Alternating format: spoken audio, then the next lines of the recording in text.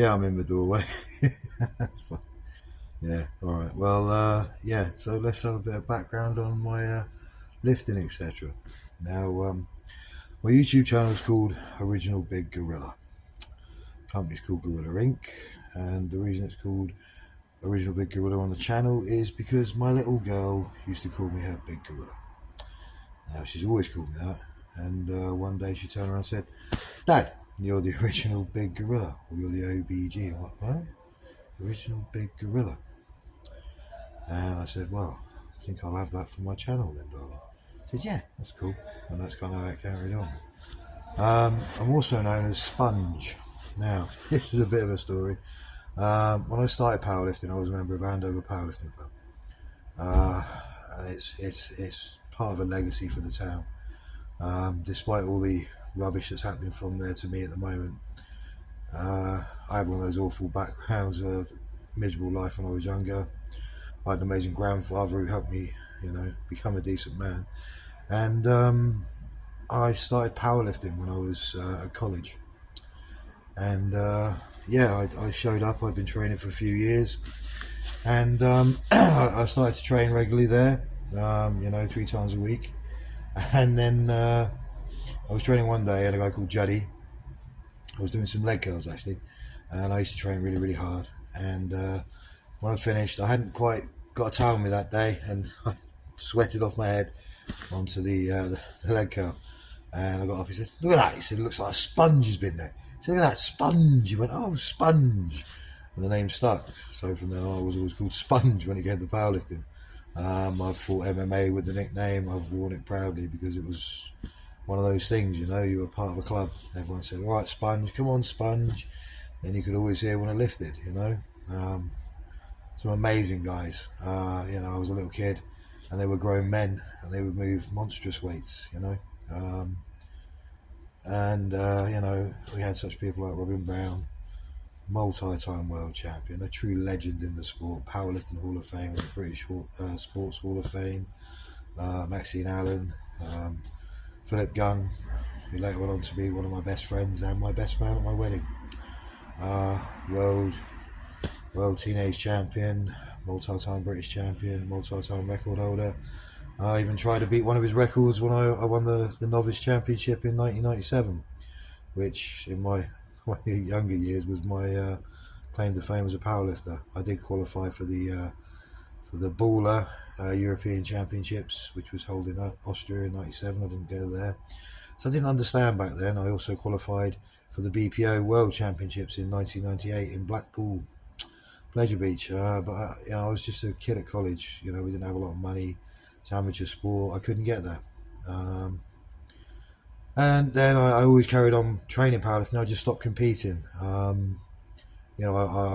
pretty much won most of the time when I competed. First place most of the time, county championships, so on. We got my first competition was after 6 weeks. I lifted with Pete Nicholson and Mickey Smith, great legend himself, and we won South African Team Championships, and yeah, and I guess I'm the last member of Andover Powerlifting Club, still competitive, still lifting, and it's an honour to carry on the legacy, and I hope I do it proud. Since my return to powerlifting, I broke 4 British records, broke the bench press record twice, broke the deadlift record, and I broke the all-time total record for the BPU, for the Master 1 class. So yeah, obviously I'm an old timer now. But yeah, so on my day I became the best lifter ever in that age and weight category so far, 600 total, which wasn't bad the first contest back. But you see, my strength was always there. Obviously, I'm on TRT, so yes, it's steroids and all the rest of it. But I lift in an organisation where it's not a problem because it's not tested in that way. It doesn't change the fact that when I was a teenager, I never touched anabolic steroids or anything. Everything I won. As I got older, I had to have TRT because I had my test checked and it was lacking. It was 5.2, which is well below the age I was. So obviously, I'm on TRT for life. But I mean, that's beside the point. I mean, everyone knows me knows this anyway. It's not something I try and hide or anything. But one of the most important things all the way through my powerlifting career was Sarah Jane. She came down and trained in the club sometimes. She was loved. They gave her a nickname of well, Uncle Gaz, Gary Bowles, legend. I love that man.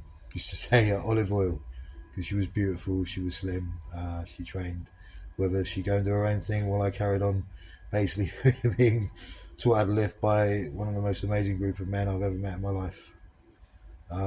Yeah, but Sarah Jane was always there. First competition, she was there. Every other competition I went to, except for the novice championship, which was unfortunate, but she was always there with me. When I went to Eastbourne, it was our wedding anniversary on the day I lifted. I went up to coach a young man I called my protege, Ryan King. He's a phenomenal lifter. He's just one of the best lifters I've ever trained with. He's a good friend. So he weighed in, he did his lifting, one lifter of the day, broke multi-British records, and I've got to be honest with you, it took the wind out of my sails. I was like, well, maybe I'm just, I don't think I want to lift because it was our wedding anniversary. And he said, no, you got to lift. So I went out there and I nearly bombed out. Missed my first two squats. The umpire say, if Chris doesn't get this, he's going to bomb out. I don't bomb out, I comes. And I sort of woke up, oh my God. And got a bit angry at myself because I thought I was letting Sarah Jane down.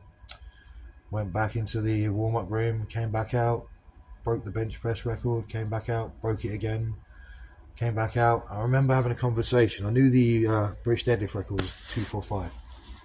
And I sat there and I thought, do you know what? I spoke to my younger son. I said, Mikey, I said, the record's this. Do you think Dad should just do 247 or just do 250? And Mike said, just do 250, Dad. Not really meaning that much. I'm not really sure. But so I thought, yeah, I'm having that 250. So I put 250 on the bar, went out and I pulled it. And that was the day. That day I became the strongest.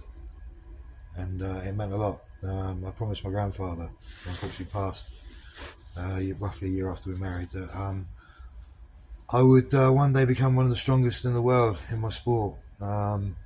Since then, I've qualified multiple times for the British. It's eluded me because of various things, and the World Championships still eludes me. But the other year was in my home country, and I wanted nothing more than to be there and hoist my kids up on my shoulders with a world title to my name. But I'm not backing off on it. I'm still going to compete, and I'm still going to have my day with the World Championships.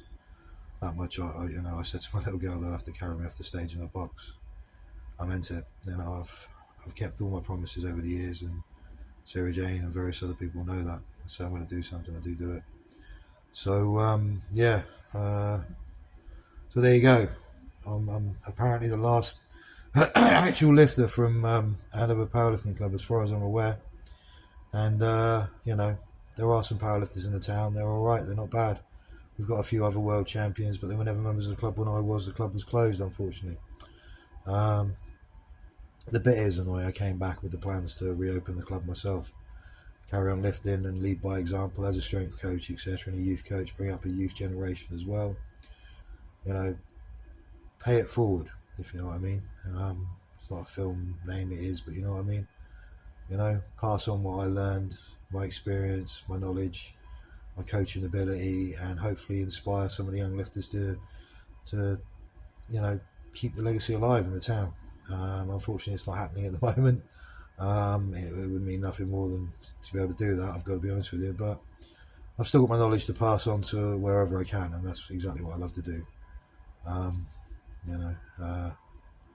It's very different lifting a competition. Last year I competed after 2 weeks of a build-up, and 2022 I competed in Barnstable and I won the championship there, and then the year unfolded even worse, as I'm sure you're starting to understand, and I couldn't make what I should have been able to do, and I was starting to peak quite well, as I'm sure if you look at my YouTube channel you'll see. My deadlift was amazing. I benched 170. Unfortunately, I didn't get to record that, but it is real. I benched 155 as well, which was way above my British record.